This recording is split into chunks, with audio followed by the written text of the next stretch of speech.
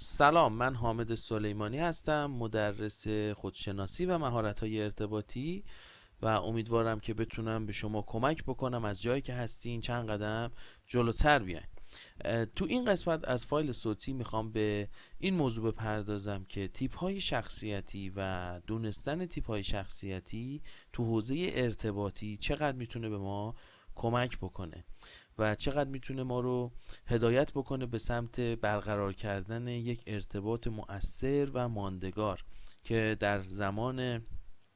حال و زمانی که ما تو عصر ارتباطات داریم زندگی میکنیم، نگه داشتن و ماندگار کردن ارتباطات بسیار میتونه حائز اهمیت باشه و به نوعی میتونیم بگیم ارتباطات در حال حاضر نقش سرمایه رو برای خیلی از انسانها بازی میکنه. یعنی زمانی که ما ممکنه به خاطر نداشتن سرمایه های مالی خیلی از کارها رو نتونیم انجام بدیم، داشتن ارتباطات قوی میتونه به ما کمک بکنه که ما مسیرمون رو زودتر طی بکنیم. البته منظور من از داشتن ارتباطات قوی ارتباطات مثبت و سازنده است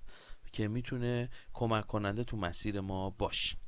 خب، ما با توجه به اینکه انسان‌های مختلف رفتارهای مختلفی رو از خودشون نشون میدن و هر کدوم از انسان‌ها تو تیپ شخصیتی مربوط به خودشون دارن زندگی میکنن، میتونیم نتیجه بگیریم که زمانی که ما همه تیپ‌های شخصیتی رو بشناسیم و در کنار همدیگه قرار بدیم، با یک سری حرکات، رفتارها، با یک سری جملات از طرف مقابلمون، حتی تو برخورد اول میتونیم حدود تیپ شخصیتی طرف مقابلمون رو تشخیص بدیم. بنابراین زمانی که ما بتونیم حدود تیپ شخصیتی نفر مقابلمون رو تشخیص بدیم و متوجه بشیم که بیشتر تو کدوم حوزه در حال زندگی کردنه و کدوم تیپ ها رو بیشتر به خودش در واقع نزدیک میدونه، میتونیم نتیجه بگیریم که رفتار مناسب تری رو با اون فرد میتونیم داشته باشیم. یک مثال تو این زمینه براتون بزنم که بتونه کمک بکنه شما این موضوع رو بیشتر و بهتر متوجه بشین. مسئله اینجاست که مثلا فرض کنید که یک تیپ شخصیتی که بسیار عاطفی هست و این شخص در برخوردهای اول از بادی لنگویجش، از مدل صحبت کردنش، از مدل در واقع برخوردش ما این رو متوجه بشیم. با یک فردی که بسیار اهل در واقع قدرت هست و دوست داره که خودش رو بیشتر و در واقع بالاتر از دیگران ببینه، طبیعتا ما مدل برخوردمون باید متفاوت باشه. زمانی که ما بخوایم ارتباط مؤثر و ارتباط ماندگاری با این افراد داشته باشیم، طبیعتا رفتارمون رو متناسب با تیپ شخصیتی طرف مقابلمون باید انتخاب بکنیم. ما اگر با هر دوی این عزیزان یک مدل تیپ در واقع برخورد بکنیم، احتمال اینکه یکیشون رو از دست بدیم بسیار زیاده. بنابراین باید تشخیص بدیم که رفتار مناسب رو با افراد در موقعیت‌های مختلف داشته باشیم. مبحث بعدی که میخوایم بپردازیم اینه که زمانی که ما تیپ‌های شخصیتی رو بشناسیم، بیشتر میتونیم پیش بینی بکنیم واکنش افراد رو تو موقعیت‌های مختلف. یعنی زمانی که ما یک شخصی رو باهاش روبرو میشیم، باید بتونیم متوجه این بشیم که این شخص در برابر رفتارهای گوناگون چه واکنشی رو میخواد از خودش نشون بده. باز یک مثال میزنم براتون. ما یک تیپی داریم که بسیار هیجانیه و این تیپ در واقع خیلی از تصمیماتش رو بر اساس احساسات و هیجانش میگیره. در اوج اینکه این اشخاص بسیار آروم هستند و ما در کنارشون احساس امنیت و آرامش میکنیم، زمانی که این افراد عصبانی بشن ممکنه اتفاقاتی رو رقم بزنن که شاید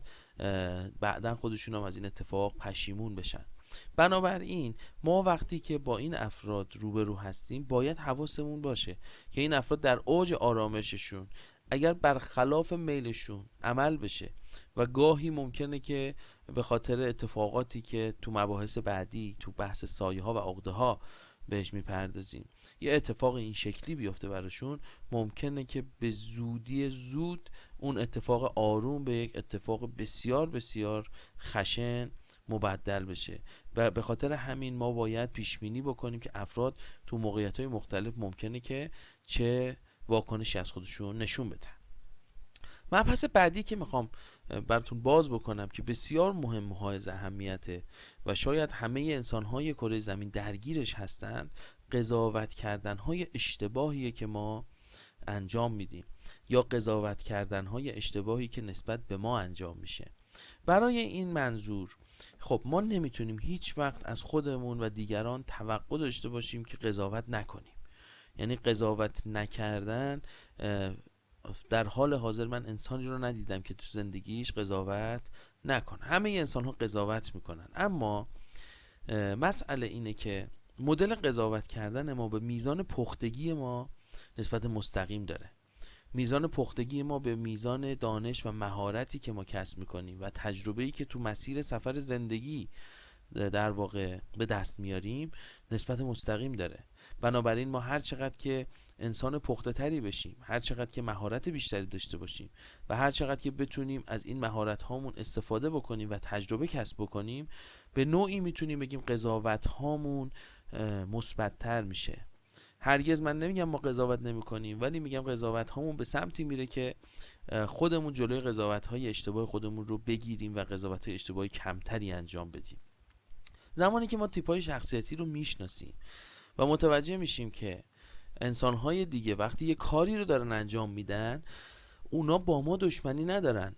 اونا با خودشون مشکل ندارن، اونا با جامعه مشکل ندارن، به خاطر نوع تفکرشون، نوع نگاهشون به زندگی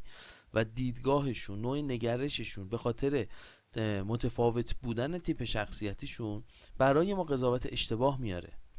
دقت بکنید، من نمیگم همه کارهای اشتباه رو باید انجام بدیم و بذاریم به پای در واقع تیپ شخصیتیمون. این اشتباهه. خیلی از مواقع انسان‌ها به خاطر اتفاقاتی که در فایل‌های بعدی راجبش صحبت می‌کنیم و به نوعی میتونیم بگیم که برمیگرده به پیشینه اون افراد در زمان بزرگ شدنشون، باعث میشه که این افراد قضاوت‌های اشتباهی رو در واقع بگیرن و خیلی از مواقع هستش که اونها علاقه‌ای به این ندارن که اون کار رو انجام بدن، ولی متاسفانه این اتفاق میفته که تو فایل‌های بعدی بیشتر راجبش صحبت میکنیم. خب قسمت بعدی که میخوام راجبش صحبت بکنم، اگر ما تیپ‌های شخصیتی رو خوب بشناسیم و آگاه بشیم از انواع تیپ‌های شخصیتی، به یک سطحی از همدلی میرسیم با افراد متفاوت. دقت کردین یک سری انسان‌ها رو ما متوجهشون نمیشیم، یعنی زمانی که این افراد دارن یک حرکتی رو انجام میدن، یک کاری رو میکنن، میگیم من اصلا نمیفهممت، چرا این کار رو داری انجام میدی؟ اگر یک همچین موردی تو زندگی هر کدوم از ماها بوده و هست، به خاطر اینکه ما نتونستیم با اون افراد احساس راحتی بکنیم و درک متقابلی که باید وجود داشته باشه وجود نداره. ما با توجه به تیپ های شخصیتی میتونیم در کنار این افراد قرار بگیریم و خودمون رو جای اون افراد تقریبا بذاریم و متوجه بشیم که اگر یک شخصی، اگر یک عزیزی رو از دست میده و مدتهای زیادی در غم در واقع فراغت اون شخص، اون عزیز سوگوار میمونه، با شخص دیگه ای که ظرف مدت 2 روز همه چی رو فراموش میکنه، به خاطر نوع نگاهشون و نوع تیپ شخصیتشون متفاوته و متاسفانه خیلی از مواقع ما این انگ رو به اون شخص میزنیم که تو یک انسان وابسته ای هستی، تو یک انسانی هستی که نمیتونی رو پای خودت وایسی و خیلی موارد این چنینی، و اون بنده خدا که هیچ تقصیری تو این قضیه نداره مورد قضاوت اشتباه ما قرار میگیره. بنابراین به خاطر کمک کردن به اطرافیانمون هم که شده، ما باید تیپ شخصیتی رو تشخیص بدیم و اشتباهات کمتری رو تو این زمینه انجام بدیم. و مبحث بعدی که میخوام بهتون بگم، انتخاب‌های بهترین روش برای یک سری کارهاست. یعنی زمانی که ما میایم تیپ‌های شخصیتی متفاوت رو بررسی میکنیم و باشون آشنا میشیم، میتونیم روش‌های مختلفی رو از انتقاد کردن، تشویق کردن، ترغیب کردن، متقاعد سازی، مذاکره کردن و خیلی موارد دیگر رو داشته باشیم. مثال براتون میزنم، شما هیچ وقت نمیتونید یک تیپی که خیلی منطقی فکر میکنن رو با تیپی که خیلی احساسی فکر میکنه یک مدل ترغیب بکنید یا یک مدل تشویقشون بکنید. اون افراد واسه شون مواردی مهمه که شاید واسه یه نفر بغل دستی کاملا بی اهمیت باشه. بنابراین خیلی مهمه که ما بعد اینکه تیپ شخصیتی رو شناختیم بدونیم که از چه راهی میشه با این افراد رابطه برقرار کرد، از چه راهی میتونیم بیشتر انتقاد بکنیم و بهتر نتیجه بگیریم و از چه راهی میتونیم این افراد رو تشویق بکنیم و مواردی از این دست. خیلی مواقع ما درخواست هایی که میخوایم انجام بدیم به خاطر ندانستن تیپ شخصیتی روبرومون درخواستمون انجام نمیشه و شاید حتی نفر مقابلمون از دستمون ناراحت بشه. موارد بسیار زیادی رو میتونیم الان اشاره بکنیم که اگر تیپ‌های شخصیتی رو بشناسیم چقدر میتونه بهمون کمک کننده باشه. من در همین جا در واقع بسنده میکنم به این چند موردی که خدمتتون اشاره کردم و مطمئنم که شما تا اینجا به این نتیجه رسیدید که دانستن تیپ‌های شخصیتی بسیار میتونه به ما کمک بکنه که ما تو مسیر سفر زندگیمون بتونیم موفق تر بشیم و بتونیم مسیر سفر زندگیمون رو خیلی بهتر و بهتر طی بکنیم و به اهدافمون دست پیدا بکنیم. امیدوارم که تونسته باشم کمکتون بکنم که از جایی که هستین جلوتر بیاین. شما هم کمک بکنید که بتونیم زندگی زیباتری رو اطراف خودمون خلق بکنیم. هر روز توانگرتر بشین، خودتون رو تکرار نکنین و در ادامه به مباحث عمیق‌تری خواهیم پرداخت که دعوت میکنم حتما به فایل های بعدی گوش کنید. خدا نگهدار.